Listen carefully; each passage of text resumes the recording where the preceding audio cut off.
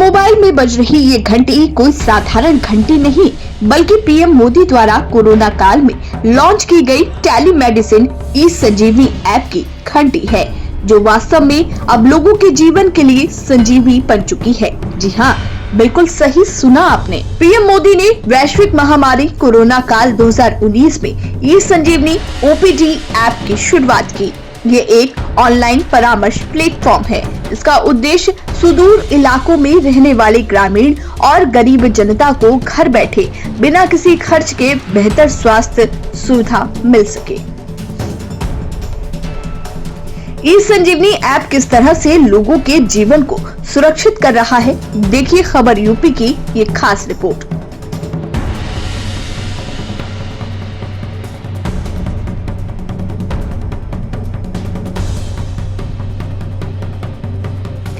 आइए सबसे पहले हम आपको ले चलते हैं सोनभद्र। ये उत्तर प्रदेश का सबसे पिछड़ा पहाड़ी और आदिवासी जिला है, जहां स्वास्थ्य सुविधा हमेशा से एक चुनौती रहा है।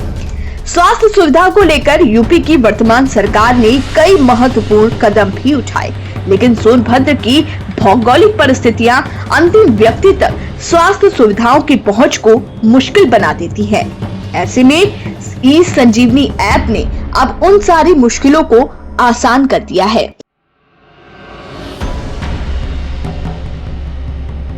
जैसे पेशेंट का रजिस्ट्रेशन कर लिया, हमारे पास आया, उनका जो कंप्लेन है उस कंप्लेन को हम लोग उसमें रजिस्ट्रेशन करते हैं। फिर उसके बाद उनका जो चीफ कंप्लेन है उसमें नोट करते हैं। उसके बाद हम पेशेंट को वहाँ पे रिफ़र करते हैं। थोड़ा सा टाइम लगता है क्योंकि उनका भी कॉल बिजी जाता है, तो फिर एक नंबर आता है अपना भी, तो जब नंबर आता है तो पेशेंट से बात करवा देते हैं। फिर जैसा वो आपको प्रिस्क्रिप्शन स्लिप देते हैं उस हिसाब से पेशेंट को दवा दे दी जाती है। ज़्यादातर तो यहाँ मौसम से संबंधित बीमारियाँ, सर्दी जुकाम बुखार खुजली हो गया।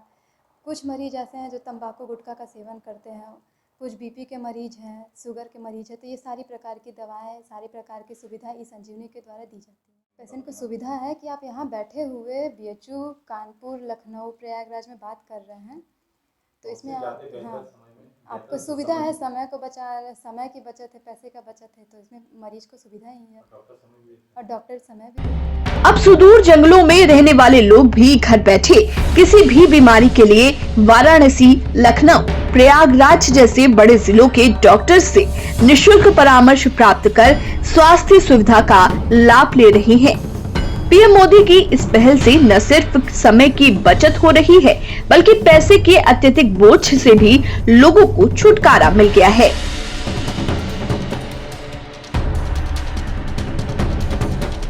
गीता यहाँ का करे दवाई लेने के लिए का बोलबा तो मुँहे में फरिया पड़ल बा। 3 साल दवाई करवली, नहीं ठीक भल तो आयल ही लखावे के। हाँ, मोबाइल से मैडम बतियनी है, नहीं यही सुविधा बा, यही सुविधा बा, यही जैसे बीएचयू में जाके फिर लखनऊ जाके लाइन लगाओ, नहीं वहाँ लाइन लगोले से डॉक्टर मिलबे न करिए तो लाइन लगोले से का फायदा मिली। मोबाइल से बतिया ले तो एकर फायदा बा तू लोग के ना। हाँ, एक फायदा बा हमके। तो का चीज का फायदा होला, जैसे मतलब समय बचेगा, पैसा दवाई कराई जाई तो पैसा बची, अपन दवाई कराई ली अपन डॉक्टरी में सरकारी में ठीक हो जी तो बढ़िया बा।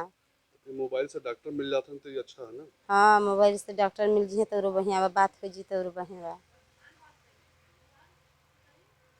तो सरकार का योजना मतलब सबके पहुँचे चाहिए, सबके पहुँचे के चाहिए, गरीब अमीर सब तो यही के लिए बा ना। पीएम मोदी की इस बेहतरीन सिस्टम से जहां एक तरफ सोनभद्र के लोगों को सुविधा मिल रही है, वहीं डॉक्टर्स भी इसे स्वास्थ्य के क्षेत्र में एक अनोखी शुरुआत मान रहे हैं और साथ ही ये भी मानते हैं कि इस जिले में नेटवर्क की असुविधा के कारण बहुत सारे लोग इस सुविधा से वंचित हैं।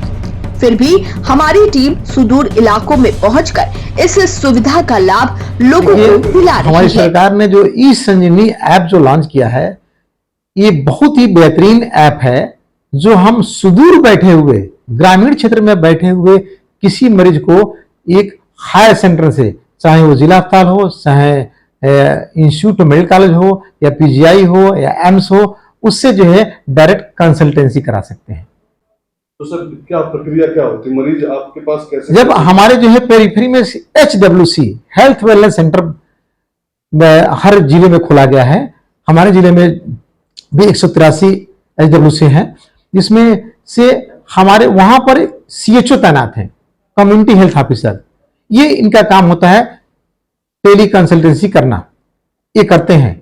तो सुदूर बैठे हुए व्यक्ति का कंसल्टेंसी ये करके मरीज जाता है उनके पास अपने रिकॉर्ड डेटा लेकर, ये उस रिकॉर्ड डेटा के अनुसार ये कंसर्निंग उस क्षेत्र के डॉक्टर से या जिले के डॉक्टर से या मेडिकल कॉलेज से या PGI से, एम्स से, जैसा उसकी समस्या उस हिसाब से उसके सलाह देकर उसको संतुष्ट कराते हैं और उसका उपचार कराने में मदद करते हैं। संजीवनी ऐप का टारगेट लक्ष्य है कि हम सुदूर बैठे हुए व्यक्ति को एक बेहतर क्वालिटी की हेल्थ सर्विस प्रोवाइड कर सकें। हमारी क्षेत्र जो है कुछ भौगोलिक स्थितियां खराब है, नेटवर्क की चैलेंजेस है, पहाड़ी जंगल एरिया है, जहां से जो है कुछ बाढ़ के क्षेत्र हैं। हम लोग मीटिंग में जो है CDO साहब से, DM साहब से ये बात उठाए हैं। हमारे जो अन्य जो है जितने भी प्रोवाइडर, नेटवर्क प्रोवाइडर जिससे कंपनियां हैं, इनसे भी इसकी हम लोग तरीके ढूंढ रहे हैं ताकि ऐसी कोई नेटवर्क मिल जाए जिससे हम जो है उन जगहों पर जहां से ये संपर्क नहीं साध पा रहे हैं वहां भी हम सर्विस प्रोवाइड कर सकें।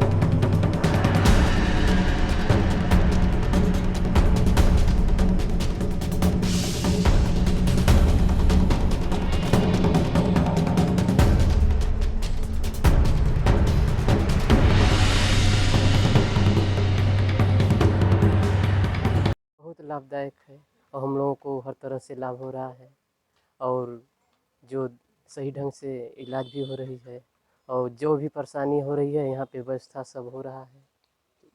फ़ोन से या लाइन कराना पड़ेगा तब जाके व्यवस्था हो जाती है। तो डॉक्टर फोन से बतिया लें?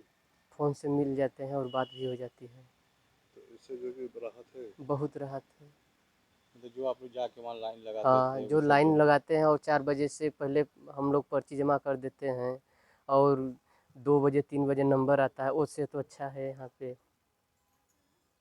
और समय का वो जो बचत भी हो जाता है और पैसा भी कम हो जाता है और जो होता है यहाँ पे व्यवस्था भी हो जा रहा है। बहरहाल ई संजीवनी ऐप उन लोगों के लिए वरदान है जिनके लिए बेहतर इलाज एक सपना था, लेकिन मोदी सरकार न सिर्फ गरीबों के सपने पूरे कर रही है बल्कि उनकी सेहत भी सुधार रही है। सोनभद्र से कुमार विवेक की रिपोर्ट।